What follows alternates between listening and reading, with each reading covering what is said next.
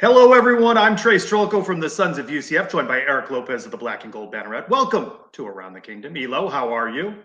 I'm doing good, Trace. I'm glad you're back. I know you had a hectic time getting in Manhattan covering the football game and then hanging out and hooking up Taylor Swift with Travis Kelce in Kansas City. You look right on the suite there. Yeah, I did not stick around for that Chiefs game. I missed all of the action. Before we get going and discussing UCF's trip to Kansas, let's welcome in Adam Eaton from the Sons of UCF. He'll be keeping us on our toes and keeping an eye on the clock. Adam, hello. Greetings, gents. I'm already sick of Travis and Taylor. It's only been one day. What's their nickname? I don't care. Wow, Adam is just he's ready to go. Oh boy, this is what happens. This is what happens when we're coming off a loss. Adam's very grumpy. All right, grumpy Adam. We'll see you in a few. All right, Elo. Kansas State 44, UCF 31. Knights suffered their first Big 12 loss in a road game in Manhattan, Kansas. We have been starting off positive these last few weeks with the what went right. We go right at it with Elo. What went wrong? Name one. Well, let's start with the fact that up front they got beat up. Kansas State offensive line just had their way with UCF's defensive line. Right from the first possession, Kansas State just drove right down the field. They made their running back look like, Darren Sproles type, like Barry Sanders-esque. They ran over 200 yards. Will Howard, who we wondered if he was even going to play, had all day to throw. It just, defensive line just didn't show up, got manhandled, and it showed. Trace. That was one of the many things. Well, we went into this game talking about the play along the lines. I will say equally, offensive line struggled. It was Coach Gus Malzahn was pretty upset after the game again during his Monday presser, saying they had 280, 300 yards rushing. UCF had 140. Asked during the Monday presser about the lack of a consistent running game, especially in the second half. He said, well, we got behind. We had to throw the ball. They were right in the mix in this game for quite a while, right? They were in it in the lead in the third quarter. So they did not effectively run the ball, and he pointed out the offensive line as well. So big boy football in the Big 12, test along the offensive and defensive line, and UCF did not fare as well as Kansas State. No, they didn't, and they're going to have to run the ball better if they want to be successful moving forward in the league. I have to do something I have not done, and I don't know how many episodes we've done about this on Around the Kingdom, and that is give you a credit, Trace. You have heart about penalties and dumb penalties, and that was evident in this game with UCF. Just costly, timely, penalties. And I don't focus as much on how many penalties because I think not every penalty is the same. If a defensive back gets beat, he has to hold a receiver to make sure he doesn't give up a touchdown. That's okay. But some of the penalties, just head scratching, Trace. You can't do that. You can't beat yourself and think you're going to win in this conference on the road. And players talked about the level of play in the Big 12. You can't make mistakes. You mentioned penalties, turnovers as well, a factor in this. Just a head-scratching interception by Timmy McClain and the fumble by R.J. Harvey. You cannot turn the ball over in a hostile road environment. Combine that with the 10 penalties. Let me throw one more in before tossing back to you. Some of the decision-making by Timmy McClain. Throw the ball away. Throw it into the ground. Get out of bounds. Some decision-making on the part of Timmy McClain. What about you? I agree with that. A lot of people are saying, well, it was his first start at that environment. The guy's got experience starting at quarterback, which is rare in college football to have a backup that does that. To me, just play smarter. That was the biggest disappointment. I can accept defeat, but when you beat yourself and contribute to that loss, it's just very frustrating. Very frustrating, Trace. All right, well, let's continue the positive negativity on this program. That we positive negativity. I like that. That's right. Go, Adam, set the tone early. Trace, who do we blame more for this loss? Is it the offense or the defense? Team lost, but if you make me choose between the two, and maybe we're going to agree on this, right? When the offense scores 31, though, mind you, that was a garbage time touchdown with just a couple of seconds remaining on the clock. Defense gives up 44. It gave up, the Big 12 Offensive Player of the Week, what's his name? DJ Giddens is still running, right?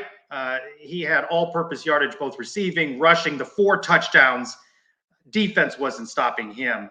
Really didn't put any pressure on Kansas State's quarterback. This one I lay at the foot of the defense. I would agree because we thought the defense, especially up front, can hold up. And Kansas State, look, Will Howard was kind of not 100%. It didn't show the way he played, but he wasn't running as much as he usually does. That's the thing that's even more disappointing. Imagine if Kansas State was at full strength. That would have been even more frightening. To offense, Timmy McClain is definitely a drop off from John Rice Plumlee. I think you expected that. The 31 points is what it is. They contributed. But yeah, I agree. The defense has to make plays. The linebackers, Trace. Woo! Man, they had a long day. I made this comment after the game. We talk about all these transfers departing in the quarterback room and all that. Think about the linebackers that we've lost. We still got some work to do in that linebacking core. Kansas State exposed them there. Well, and it's interesting after 4 games, right? When you start to think about the portal, the transfer portal, some guys that have been MIA have not been able to crack the starting lineup, right? And some high profile names. And at linebacker, those guys still not having opportunity to make meaningful minutes for this team. I want to go back to something you said about Timmy McClain. And I know it's a question that's been bounced around. Would the outcome have been different with John Rice Plumlee? Some of the way the game was played may have been different. I'm not sure he completes those deep balls. We saw a strong arm from Timmy McClain on those deep balls. I'm not sure you get those. No, that's fair. I think give Timmy credit. I think he throws a nice long deep ball better than Plumlee. However, I think Plumlee's a better runner. I think the running game would have been still more of a factor in the second half if Plumlee is in the game. And as a result, I think it's a closer game.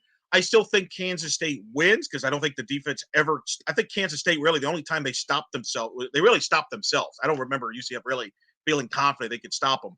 But I do think Plumlee makes this a closer game. Well, again, I go back to what I said at the outset. Team loss, both sides of the ball, the mistakes, the penalties, the turnovers.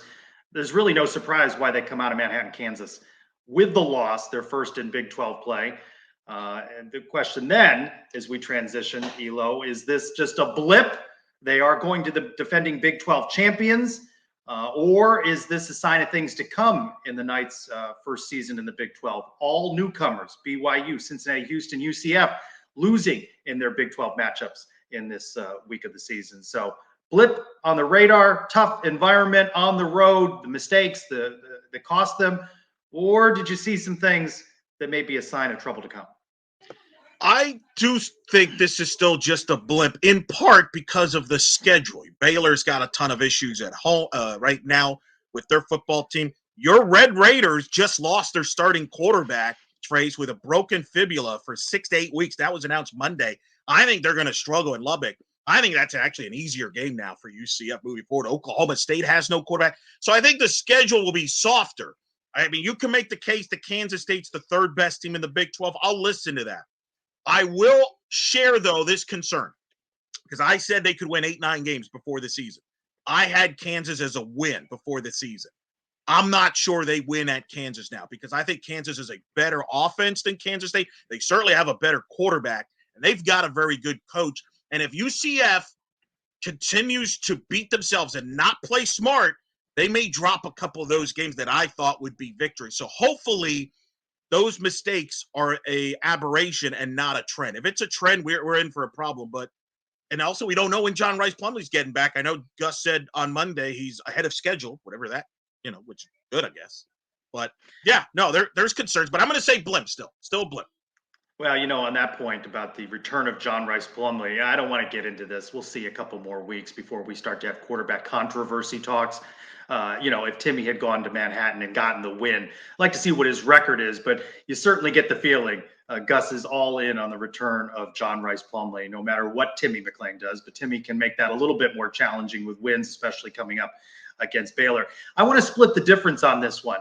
I do think it was that hostile road environment, that first Big 12 test, and there was a recipe there for where they may stumble. But I think there are some things, as much as Gus wants to say, things are correctable, okay, such as penalties, such as turnovers, except we've been seeing penalties. It just didn't cost you against Villanova. It didn't cost you against Kent State.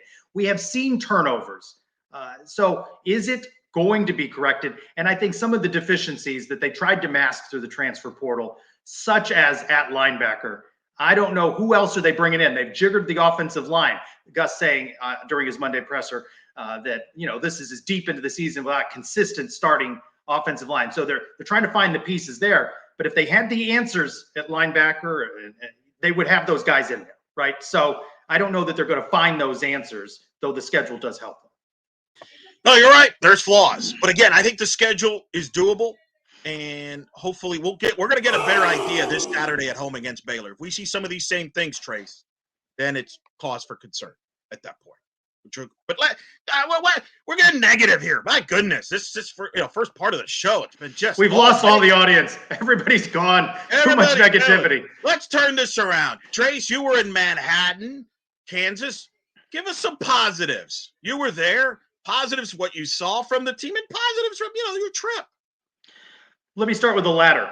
A positive game day experience. I think UCF fans could learn a thing or two from a seasoned group of fans that come out to support their team. Very positive, very welcoming to Manhattan, Kansas. Entire game day atmosphere and environment. Gus mentioned during his Monday presser, probably the best environment. Mind you, it was raucous and loud when UCF played up in Cincinnati, but there's something about a university, by the way, when you pass, it says founded in 1863, 100 years before UCF.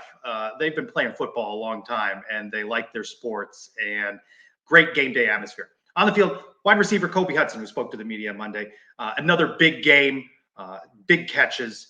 He was certainly a go-to for Timmy McClain in this one. So a kudos to him for a big game day performance against Kansas State. Kobe on pace for, I think, 1,400 yards receiving at this point. I think the positives, you mentioned this earlier. Timmy McClain can throw a good deep ball. And I think Timmy McClain will be better, especially at home. I think there's some things he will improve on and learn from. And I think that will be a big positive overall offensively. And I like the fact that there's some big playmaking there. Townsend was involved. Rich, I like too Darren Hinshaw, some of that, play calling, the hook and ladder, the flea flicker for the touchdown was beautifully designed. There was a screen pass for the touch.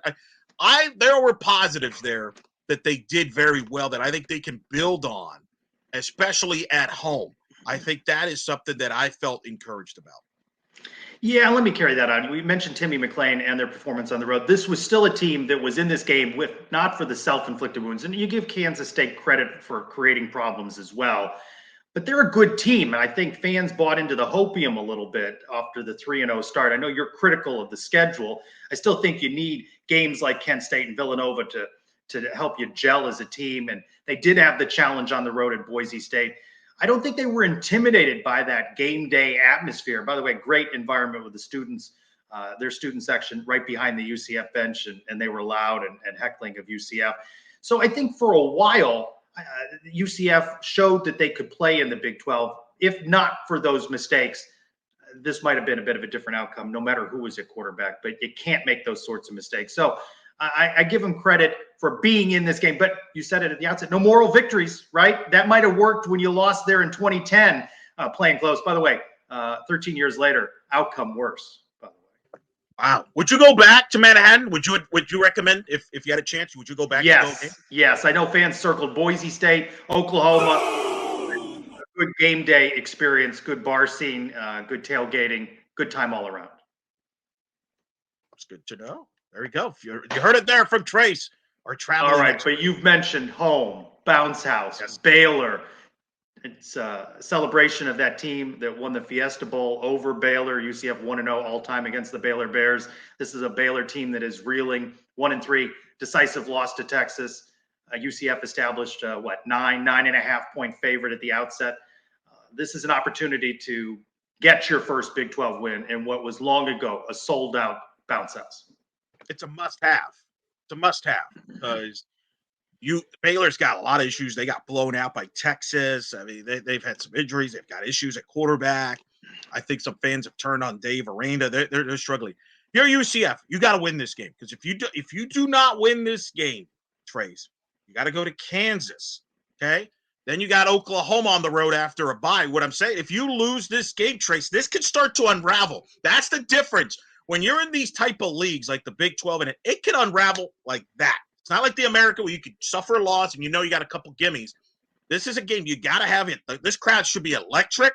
3:30. I don't want to hear excuses. It's a great kick time. Tip time.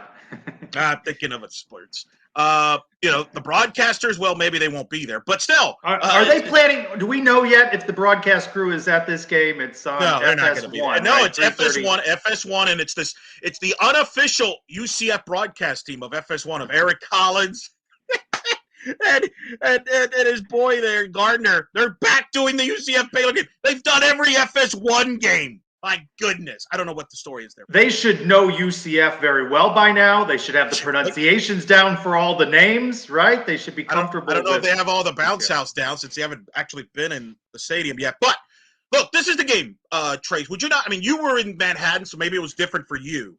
For me, it really hasn't hit that they're in the Big 12 because that was a road game at Kansas State. I think it'll hit for a lot of people this Saturday. This is the game that fans will remember for the next 20, 30 years. Kind of like we still talk about the Texas game in 2007.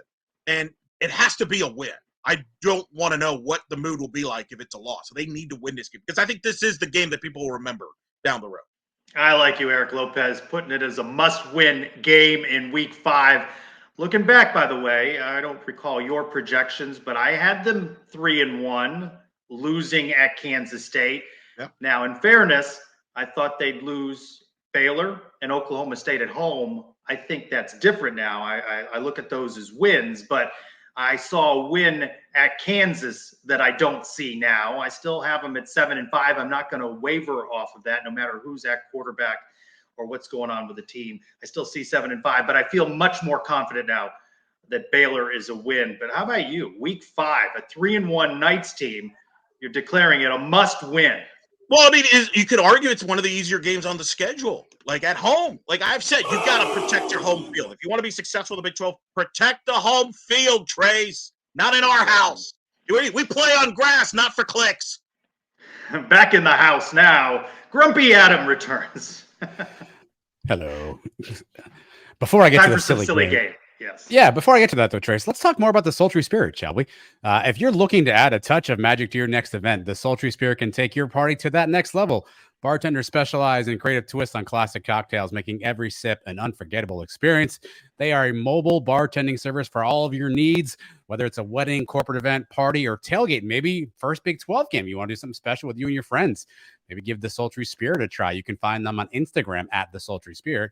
Or pick up your telephone, dial 941-567-7062, and you'll be in touch with Miles, who is the proprietor of said Sultry Spirit and a fellow UCF alum, and he also writes some stuff for sonsUCF.com. So if you want to take your party to the next level, Sultry Spirit's how you do that. When you call them, very important, tell them that you heard about them from Sons UCF around the kingdom, 10% off, and get this, friends, a special gift as well. You're not going to miss this. Again, at the Sultry Spirit, they'll take your party to the next level. Let's take this show to the next level, gentlemen. Here we go. Smooth. I got multiple things today. I got multiple choice, fill in the blank, true, false. I got everything in between. So let's go multiple choice first. Here we go. A couple of guys obviously did not play at Kansas State. Some big names, some captains, as Gus pointed out. So here's the question. I'll start with you, Eric. If either of these two cannot play at Baylor, which one's the bigger loss? Ricky Barber or Alec Holler? Who's the biggest loss if they can't play against Baylor? Ricky Barber. I mean, we need all the beef inside. We need pressure. We need the line. I think, to me, it's no brainer. It's Ricky Barber. Give me the extra bodies. We heard about all this depth in the line. Where is it? Like, we got to be better for that on the line of scrimmage. Yeah, definitely agree. Of those two, Ricky Barber and Gus during his Monday presser, didn't tip much about the return of either of those guys, but let's hope Ricky is back in that starting lineup against Baylor. Well, Ricky tried to go. I think he played 13 total snaps and didn't make it. Alec was on the field for one snap, was a blocking down, so we did not see a lot out of Alec Holler. All right, here we go. This one's a fill in the blank. Trace, I'll start with you. The player with the most to prove this week for UCF is blank. The player with the most to prove this week. I'm going to put it back on Timmy McClain, and I want to see his decision making. He had the nice deep passes, and he's come in as the backup quarterback, having to replace John Rice Plumlee. A good tune-up game against Villanova. Goes to the tough road environment at Kansas State. But you're back home now, Timmy. You're going to be in a packed bounce house Fans want to see a win. Going to need better decision making. Timmy McClain, you're the starting quarterback. You got to see you step up to your moment here. Can I call out a group, Adam? Sure. 'Cause I would say defensive line. I mean, how much hype have we heard about this group being maybe one of the best defensive lines they've had in a while? I spoke to Trey Neal recently. He felt this could be as good as 2017 with Pittman and company. To me, don't let Baylor push you around. To me, that's what I want to see. Prove to me you're not going to be pushed around every week. That's what I think, to me, it has something to prove, is the defensive line, that hype was worth it. All right, final one, true or false? Trace, I know you were at the game, so you did not know this, but Eric, you probably did. As Colton Boomer lined up for that 52-yard field goal, our friends at FS1 decided to announce that he had not missed a field goal other than that 64-yarder. So true or false, Eric? The announcer jinx is real. True or false? Oh, it's real. It's real. Trust me, trust me. It's in my head when I'm broadcasting. I'm aware. I was never more nervous in 18 years of broadcasting sports than when Sarah Willis, UCF softball pitcher, was throwing a perfect game. I was nervous of what words were going to come out of my mouth, because you knew if you said certain things and she lost that perfect game, you would get blamed. So, yes, I absolutely believe it. Nonsense, though. What you wear and which couch you sit on and what cup you use, those are all very important. But announcer jinxes, that's not real. How do you know? You've never been in the booth calling a game? Ooh. Oh, well. Oh, fighting words. Yikes. Well, See, I'm going to leave we're pulling out resumes here, Elo? Is that what we're doing? I'm going to leave you two gents to figure this out. Good luck. Right. Isn't that why you wear the Sons of Polo all the times, for good luck? Not good luck, just consistency. Just consistency. Thank you, Adam. Around the Big 12, where are you at on this? I haven't changed a position that after these first 4 weeks, still feels like we're colliding to an Oklahoma-Texas conference championship game. But I think Kansas State showed that don't forget about them. Yeah, I agree. If Kansas State with Will Howard stays healthy, they could be the spoil there. I'm curious to see Kansas. Kansas is at Texas this week. I want to see if Kansas could score some points on Texas. But I agree with you. Right now, we're headed for an OU-Texas collision. I think if OU and Texas take care of business this weekend, game day is going to be there in 2 weeks for the game in Dallas. I was impressed. I watched a little bit of Oklahoma. Granted, it's Cincinnati and Emory Jones, but we know Nippert can be tough there. Oklahoma play good defense. And if Dylan Gabriel, the sock guy, can make some throws in big games, which we don't know, we're going to find out in 2 weeks when he plays Texas, they could be really good too. So, yeah, right now it's Texas and Oklahoma until somebody else proves me otherwise. And I think what we've also learned is that when UCF fans were saying, UCF's got to go on the road to Oklahoma, it doesn't get Texas, doesn't get either one of them at home. And now you look at that schedule and, boy, you like that home schedule. Baylor reeling. This is an opportunity for the Big 12 for UCF to deliver that knockout punch to Baylor and give them no hope down the second half of the season. And Oklahoma State, all kinds of problems. Can't decide on a quarterback. You mentioned the injury. By the way, disclaimer, spoke with some fans prior to the Villanova game. Great guy, says to me, so you do this UCF podcast, but you're a Texas Tech alum? No, I am not a Texas. Wait, but Eric Lopez calls you Red Raider. Yeah, he does. We need to tamp that down. But Texas Tech. I'm not the one that guaranteed a loss. I'm not changing that. I'm staying with it. I'm going down with it now. They're going to win or they're going to lose in Lubbock. I'm right, or I'm going to have to live with it for a while. So I'm staying with it. But they have had some bad losses, and now without their quarterback. So opportunity for UCF. I'm not ready to declare the Baylor game as you have a must win, but you see that opportunity to get that home win. Got to protect the home turf, and the way the Big 12 teams are settling out. By the way, not the most dominant conference in all of college football in the early part of the season. Only has 3 teams ranked in the top 25. Kansas State barely ranked. That's why I think they can win 8-9 games.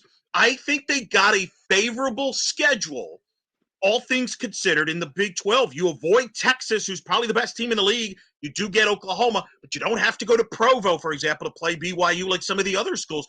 I think there's opportunity there. And the reason why I think it's a must-win for Baylor, Trace, if you lose the Baylor game, you're 0-2 going to Kansas, then you got Oklahoma. It could get to 0-4 real fast. So that's why I think it's a must-win. You stop the bleeding, get some confidence at home with your home people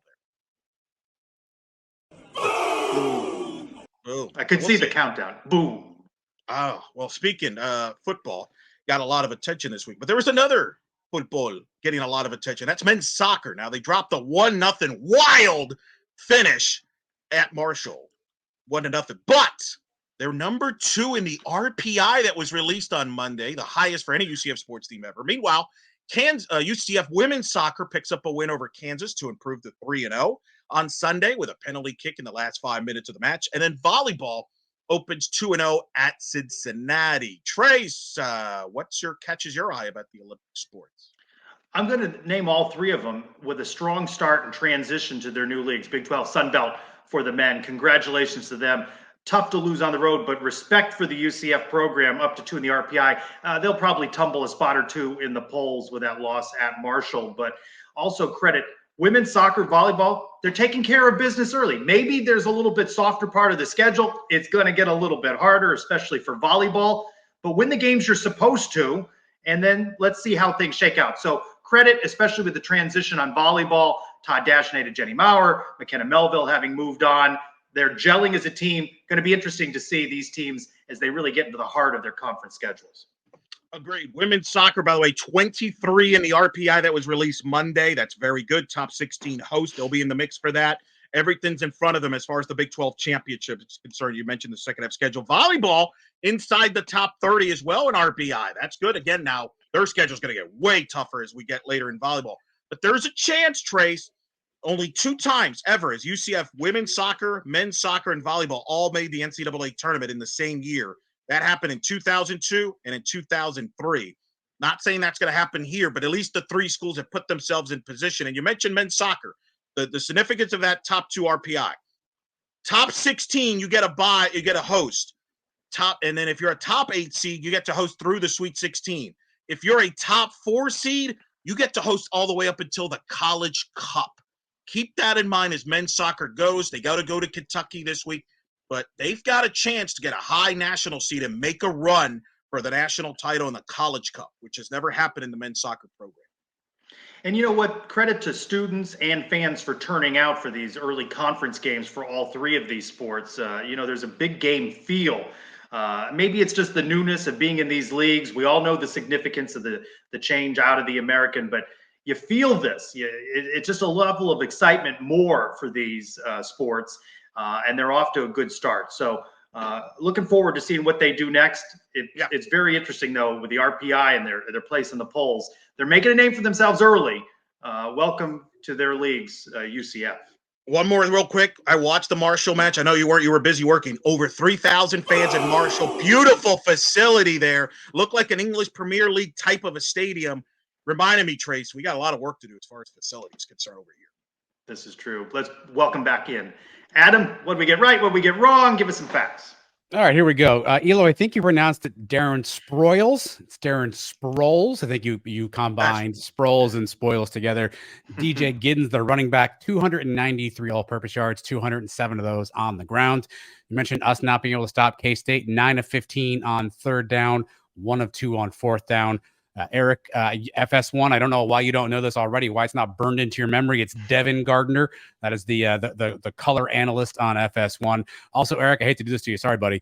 It's not sock guy. It's sock boy. Get it right. Not sock guy. It's sock boy. And an important update. I did some research. Travis Kelce and Taylor Swift. Here are some potential nicknames. Trailer, Tavis, and Swelce. Those are your options for the power couple nicknames. Swelce. Trey should have a word on that. He got them together while he was hanging out in Kansas there. Swelce. All right. Thank you, Adam. One more thing before we let you go. Family weekend, ELO versus Baylor. That means the Big 12 is bringing DJ Paulie D to UCF, part of their aim of enhancing the pregame tailgating experience. They're going to be giveaways. They're supposed to be a flyover. I'm hitting you with this cold. What's Paulie D most famous for besides DJ? If we learned on the last episode of Around the Kingdom, Adam's the expert when it comes to DJing and rap lyrics. I'm not, so maybe he could answer it better. I don't know. He's famous for the show Jersey Shore. Jersey Shore. Hey, what did I say? Adam's the expert. I think we three may be out of the target demo for DJ Pauly D. Slightly a little bit. This weekend. Enjoy Baylor and UCF. And Eric, I have enjoyed tangling with That's you. right. Thank you, everyone, for watching Around the Kingdom. New episodes drop midweek every week on the Sons of UCF YouTube channel and later on the audio feed as well. For Adam Eaton and Eric Lopez, I'm Trylko. Go Knights, and thanks for watching Around the Kingdom.